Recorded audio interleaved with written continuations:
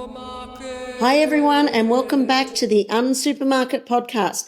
We're really excited because this week is National Pear Week, and this is actually the very first ever National Pear Week here in Australia. It's a huge moment for pear lovers and farmers alike. Actually, the goal is to shine the spotlight on, of course, pears, a fruit that's often overlooked but deserves way more love on our plates. That's right, Lee.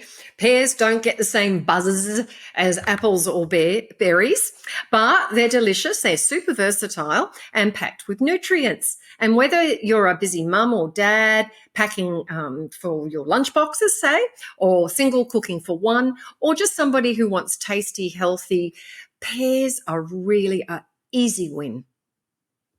They are indeed. Beyond celebrating pears, though, Jane, National Pear Week is also about supporting our local Aussie farmers. The truth is they've had it really rough. And over the last decade, we've lost nearly half of our commercial pear farmers due to rising costs, of course, the labour shortages, the climate. Yep, the climate change is real, and the impacts of that, plus the pressure from cheaper imports. So pear trees aren't like other veggies that can be replanted every season. They take years and years to mature and bear fruit. So when farmers pull out an orchard, it's a long-term loss for our local fruit supply. That means less fresh Aussie pears on supermarket shelves and more reliance on imports. And we're urging Shepparton pear farmers to focus on fresh produce instead of canned fruit at this particular time. So there's been mounting concern over the quality and sourcing of canned fruit products, especially since the big retailers like Colesworth have been relying more on imported fruit to cut costs. This is hitting Aussie farmers really hard, especially in places like Shepparton, Victoria, which is actually a major fruit growing region. Yeah, and let's safeguard our farmers, Lee, their livelihoods and communities, and support fresh rather than imported canned fruit. The numbers are eye-opening on canning. SBC, which is Australia's largest cannery based in Shepparton, recently cut its intake of peaches and pears by 40%. That's because consumers are increasingly buying cheaper imports from countries like South Africa and China. Sadly, it's the farmers who feel the biggest pinch, Jane. And so when you're celebrating National Pear Week, which will be the 2nd to the 6th of June, where whether you're going to be roasting pears, adding them to your salads, just enjoying them fresh, remember that buying fresh local pears keeps your farmers growing and in business and keeps the food system strong. And speaking of pears, Jane, if you're part of a Box TV community, you might be getting some of these varieties in your boxes. I can think of at least 8. We've got our the more popular ones, which are the Packhams and the William Bartletts. We have the Corella, which are the pretty little ones, the Josephine, the Nashi, which are firm favourites for many. Then you've got the Boscs, which are the great ones for baking, and lesser known, the Red Sensation and the Claps favourite.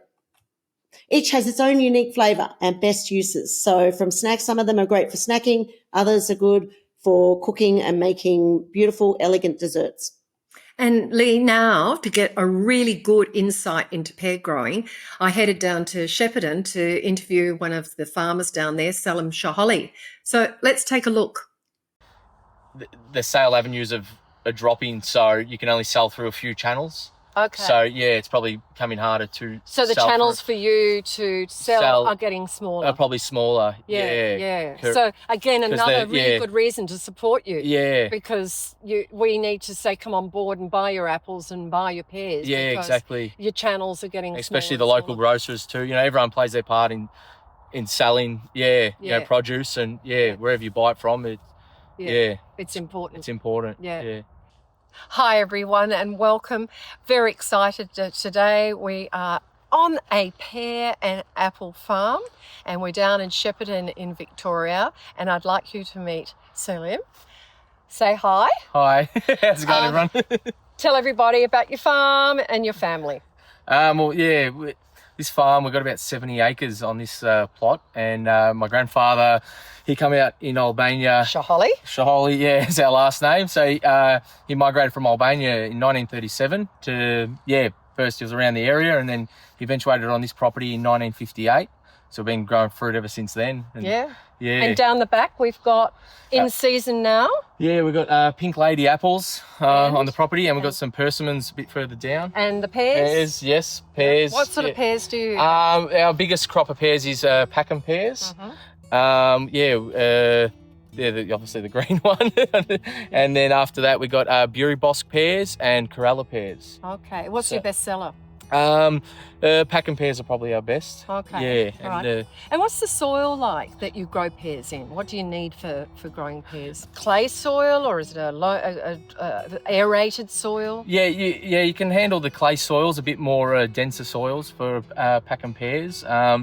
We put a bit of calcium nitrate fertilisers through them. That helps them and helps keep the fruit nice and green. So I'm always fascinated when you go to the supermarket and to your grocer, etc. The pears are all about the same shape and same size. Do you put them in a mould so that they grow like that? No. Because I know the Japanese can do it. Yeah. How do you do it? Just good pruning. It takes a lot of work. Pruning is probably the most important job on a farm, and that if you develop some nice strong buds, you can get some nice shaped fruit. So that's And the biggest key. how many months is this pruning process? Pruning, so we'll be, after we finish harvest, pruning usually for about 3 months over the winter months. We're pruning all our pears and so take... And then springtime? Springtime, the flowers come out. There's a lot of work there, spraying and the bees for pollination and that kind of stuff. Okay, so do you find you've got enough bees here, or do you bring bees in? No, we have to bring our own bees. Yeah, bring bees in to pollinate. So Have you noticed just naturally bees disappearing? Or? Yeah, probably less and less. So so we have to bring in some beehives. We've actually got some random places around the orchard in some old pear trees, some beehives in the base of the stumps of the tree, so we've left them there because it's sort of our own little hives. So that helps. And then when you have a company that supply you the bees, they bring them in and then take them out? Yeah. Or? Yes. Correct. They come in and drop off a few hives and rotate them. A lot of people don't realise there's a lot involved in creating the orchard, and the bees are a really important part. We've got National Pear Week, which is really important. That's why I was asking about what sort of pears we've got, and we need to get behind growers.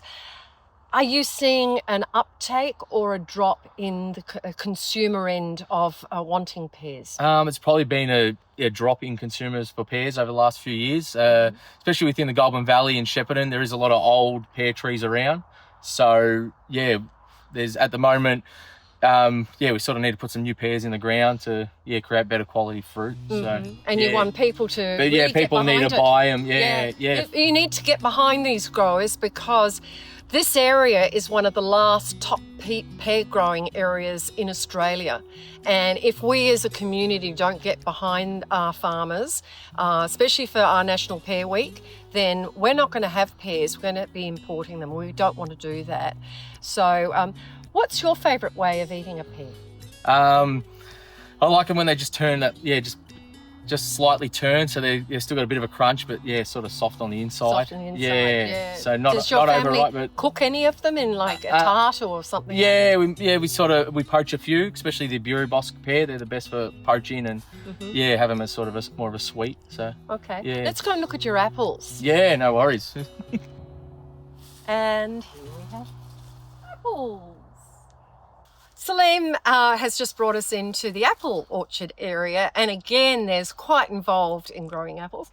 Tell me about these beautiful pink apples. Which ones are these? They're the newer strain of pink ladies, Rosy Glows. Oh, Rosy Glows. They're nice. So you get that nice sort of full colour on them, and Can I bite one? Yeah, take one off the tree. Look at that. Picking my own. Here we go. Oh, so juicy. Oh, just absolutely delicious. Yeah, you can't get any fresher than that. Look at that. It's all the juice pouring down. So what type of apples do you grow on your orchard? Mainly pink ladies, some Granny Smiths and some Gala apples as well. But these are our main. All red? A Granny Smith apple. Oh, as the well. Granny Smiths. Yeah, Yes, yeah. correct. My listening skills No, weren't that's very okay. good, were they? Yeah. So, and do you have a favourite recipe for your apples? Do you cook? Just an apple pie. Yeah. pie. Or apple crumble, actually. Oh, Yeah. apple crumble. Yeah, yum. that's probably more my favourites. Mhm. Yeah, we still like using a Granny Smith apple and Mhm. to using that and a bit of sugar, but And so, what are some of the challenges in growing apples? Is it water supply? Is it picking, timing, picking? What are the major points? yeah, major issue is probably picking. Everything is hand picked, so there is a chance of bruising or marking in the fruit bag and stuff like that. Mhm. So you got to be very, very delicate and yeah. And who does your picking now? We've got labourers that come in and pick and yeah. And where do those labourers come from? Mostly out of Malaysia. Yeah. And So they're international coming Yeah. here, and they come here for the picking season? yeah, backpackers. Yeah, we've got a few locals still that come in and do a bit of picking. So if you're travelling around Australia, go and ask during picking time if your farmer needs help. I think, do you do the picking on piece or do you do it on kilo? How do you operate Yeah, that? mainly still piece rate, but Right. yeah, occasionally we'll do hourly rate if if it's colour picking or Mhm. a bit more pedantic work. So Okay, so you can be very specialist in saying we need you to pick these particular things. yeah, Yeah. and you and in that case you want them to be extra careful. So How much water do apples need? Oh, for a litre, A lot, a little? yeah, a lot, I guess. Yeah, A lot? It's hard to say. It depends on the season. Yeah, we've had a pretty warm and dry season, so we've probably irrigated about an extra month than what we usually do on them. So Okay, it's, and looking down here, it's a long avenue, and this is just one avenue. How do you water it? it's all through a pump irrigation system. Yeah. So just with micro jet sprinklers. So And- they're underneath the Yeah, they're in there. So I guess part of the job too is making sure that the spouts of the Yeah. sprays are all clear and At the start of every season, we'll go through and have the water running and fix up any sprinklers or any holes in the lines and stuff like that to make sure it's an even irrigation. So over the years, from the time that you started as a family business, you're still a family business, and how many generations are we working on now? Correct, yeah. So I'd be the third. I actually have my son will be turning one in a couple months, so he's the fourth generation. Okay. Yeah. So hopefully one day work side by side with him, and it'd be nice. Oh wow. Yeah, continue on here. So. Yeah, Yeah. that's wonderful. So when you get together as a family, do you have a sort of like a pear and apple swear jar so you can't talk work? Because you're all working together? Yeah. You can't help yourself because of your passion? Yeah, no, we've got a saying in the family. It's don't take it personal. It's only business. So, so when you're working with mum, dad, and I've got an auntie too working with us, and everyone's doing the right things and working together, and you see what you can build, and especially the fruit you grow, and everyone's trying to do the best they can, for each other in the business, and So within your family, you'll have skill sets. So someone's really good at this and someone's really good at that. Is this something as they're growing up, they go, oh yes, that they're going to be really good at marketing, or they're going to be really good at quality, or they're going to be a good manager? How do you kind of, or do you just say everybody does everything? Everyone just does everything really. Wherever we need each other. If we need a hand, if I'm doing a job and I need a hand, Dad will come and help, or even Mum, I've had to call her to say, can you bring a tractor to me? I'm stuck at the back of the farm. And So your mum gets on the tractor? yeah, she'll drive a tractor out, Great. to give me, and it's just sort of everyone's always there to lend a hand on whatever job we've got. So Yeah. Do you have a quiet time of year, like when not much happening? Over the winter, it's a bit more quieter. It becomes more of a 9 to 5 job in the packing shed, and also with the pruning in the winter, it's just So you get a bit of sort of- time off then? a bit regular work. It's just over the summer months where it's sort of when we're harvesting, that's the most important part. So From finding markets, and because over the years you've grown, how do you as a family decide, okay, we need to expand, or we need to find new market, or what do you do to go about? it's probably the major issue is just sort of the varieties we're growing. You want to make sure they can sell. If they're a good variety, generally you don't really need to chase a sale for them, they'll sell themselves. So that's sort of been the biggest issue probably the last few years is, especially in the plums, is finding good varieties that can sell because there is so much, competition there. And yeah, just sort of diversifying. We grow a lot of fruit, but we don't grow too much of one fruit.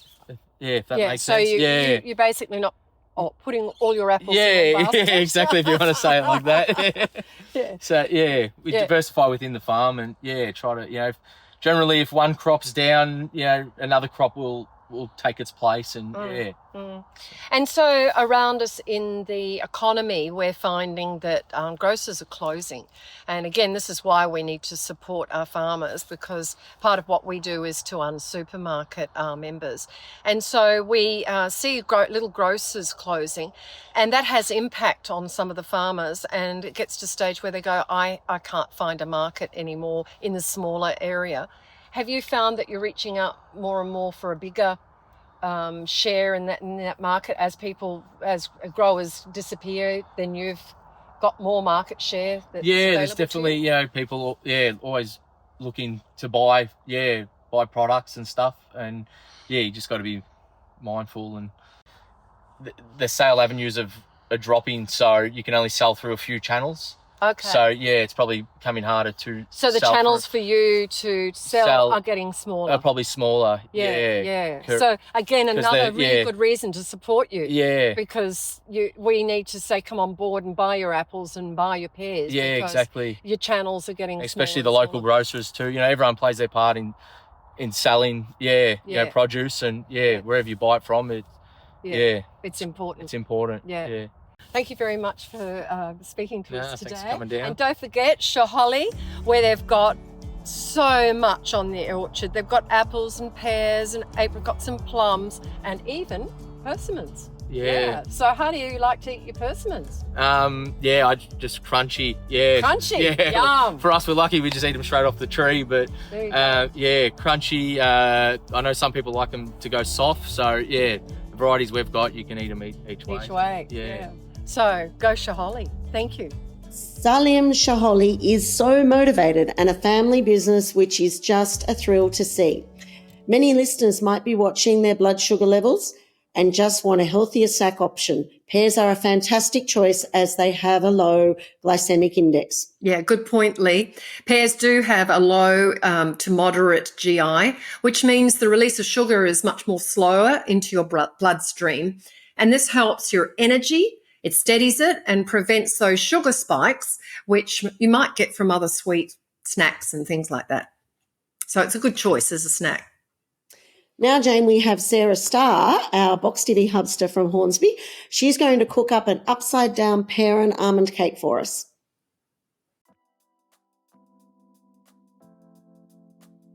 Hi, everyone. So next week is Pear Week. And today we're going to be making a wonderful dessert using pears. We're going to make an upside down pear and almond cake. Now, I'm using Burr Bosc pears, which I only discovered a few years ago. Previously, I had never bought them because they just don't look very pretty. They look kind of brown and not so nice. But these are now my absolute favorite pears and definitely the best pears for baking because they have this wonderful caramel sort of flavor to them. So what we're going to do first is I've already put my oven on at 180. I've lined the base of this springform pan with baking paper. The springform just makes it so much easier to get the cake out at the end. Now what we're going to do next is we're just going to grease the sides of the tin. Some recipes get you to put baking paper around the sides of the tin, but I really don't think that's necessary. If you just grease it well, and then once it's cooked, run a knife around the edge, that's good enough rather than fiddling around with trying to cut exact size pieces of baking paper. So what we're going to do first is I've already melted my butter in the microwave and we're just going to pour that into the base of the tin and just try to get it to sort of spread around nice and evenly. And then we take the brown sugar, the 3/4 cup of brown sugar, and we're just going to sort of roughly sprinkle that all over the bottom. You want it to be like fairly even, you don't need to be too exact about it. But basically this butter and brown sugar is going to form like a wonderful caramel sort of layer that we put our pears into. And then we'll put the cake batter on top of that. So next we're going to cut up the pears. So I just cut the top off, and I find it best to just quarter them because then you can just cut the core out easily.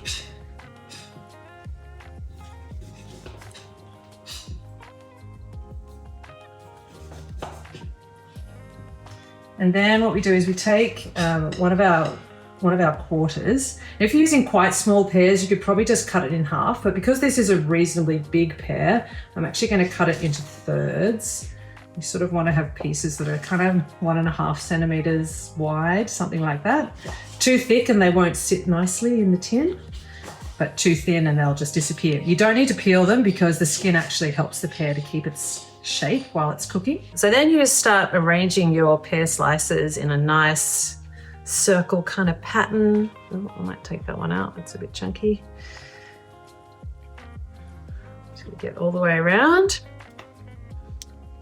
Then if you've got any sort of gap at the edge, you can also just go and fill that in, particularly with some smaller bits of pear, you know, the more pear the better. And what we're going to do next is we're going to make the batter that we're going to then pour on top of our wonderful pears. Okay, so next we're going to make the batter, and we're going to first of all just put our softened butter into the mixer and also the brown sugar. And then we're just going to mix those up for 3 or 4 minutes until the color has changed. Okay, so next we're just going to add our vanilla, give that a mix. And then we're going to add the eggs one at a time, giving it a mix after each addition.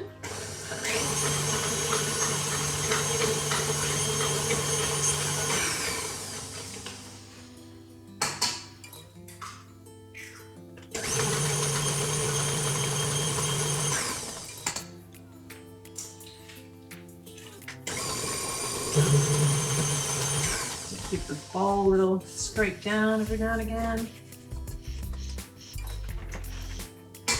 Number 3. Next, we're just going to add all of our dry ingredients. So we put in the flour, spices, a pinch of salt, and our baking powder.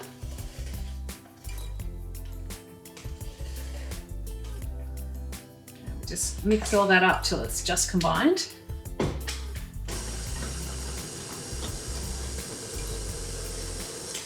Then we pour in the buttermilk.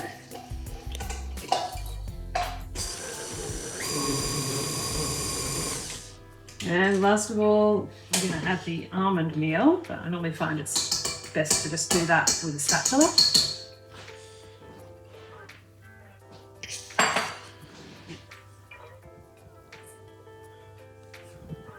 Just stir that up till it's all nice and even and smooth. And then we're just going to pour this batter over the top of our pears.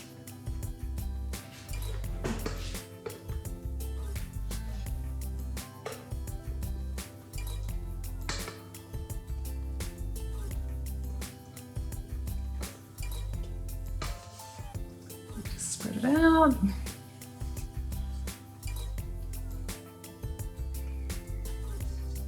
Okay, and then that is ready to go into the oven.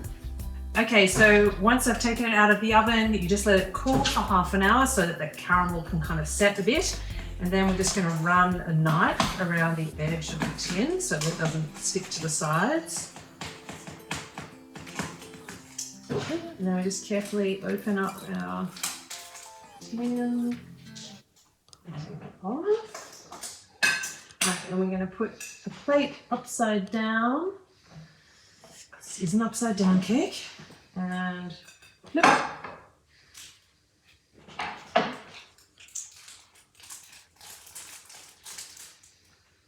Pull it. Carefully peel off the paper. And there you have it. A beautiful upside down pear and almond cake. That was delicious, Sarah, and so quick to do as well. Just a storage tip, Jane. Pears ripen best at room temperature. So leave them out on the kitchen bench. They look very pretty as ornaments as well. And then when it softens just near the stem, pop them in the refrigerator and they'll keep for longer. Don't forget also pears are brilliant for savoury dishes. So one of my favourites is a pear and blue cheese tart that I often make. On a pizza, they go great. And there's always that very famous salad that from I think the 90s. That's the pear, rocket and pine nut or walnut salad that you really can't go wrong with. I love to put my pears around a piece of roast pork. And then as they bake with the pork, they almost dissolve with the juices into a beautiful peary sauce. I think they marry beautifully together. Yum. Thanks for joining us, listeners. And the one big takeaway from today's podcast, fresh is best. And pears are brilliant. And it's all about celebrating both the fruit and the farmers behind it. National Pear Week. So you'll find the link below in the description to the website, and there you'll find lots of recipes. But if you've got your own recipe that you'd love to share with us or your photo, tag us on your socials, tag us hashtag #unsupermarket and hashtag boxdivvy. We'd love to see your pear creations. That was pear amazing. And don't forget, Supermarket. Very good. Peary, sort of. That was a bit pear-shaped, Jane.